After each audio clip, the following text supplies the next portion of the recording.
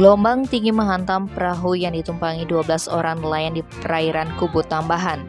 Akibatnya perahu yang dinahkodai IGD Sriase terbalik pada Jumat 1 Juli saat mendekati rumpon atau rumah ikan yang berada sekitar 40 mil dari bibir pantai. Dari informasi yang dikumpulkan, rombongan nelayan itu berangkat melaut sekitar pukul 2 WITA pada Jumat 1 Juli menggunakan perahu Sandat Wangi 1.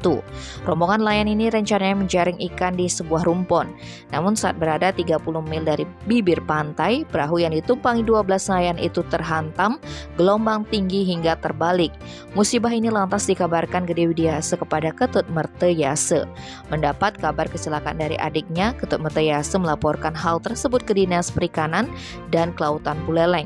Informasi tersebut kemudian diteruskan ke Satuan Polairut Polres Buleleng dan Pos Pencarian dan Pertolongan Buleleng.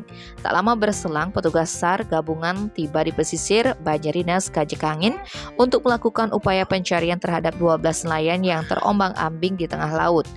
Kepala Kantor Basarnas Bali Gede Darmade dalam keterangan tertulisnya mengatakan saat ditemukan ke-12 nelayan itu masih mengapung-apung dan nelayan lainnya tidak bisa memberikan pertolongan karena sampannya berukuran kecil dan cuaca tidak bersahabat.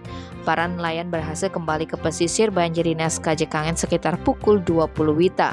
Nahkoda kapal IGD Sriase mengatakan perahu yang ia nahkodai terbalik saat sudah mendekati rumpon. Dia bersama 11 nelayan lainnya belum sempat mengambil ikan lantaran terkendala cuaca buruk. Saat perahu terbalik, Sriase mencoba tetap tenang dan membantu nelayan lainnya.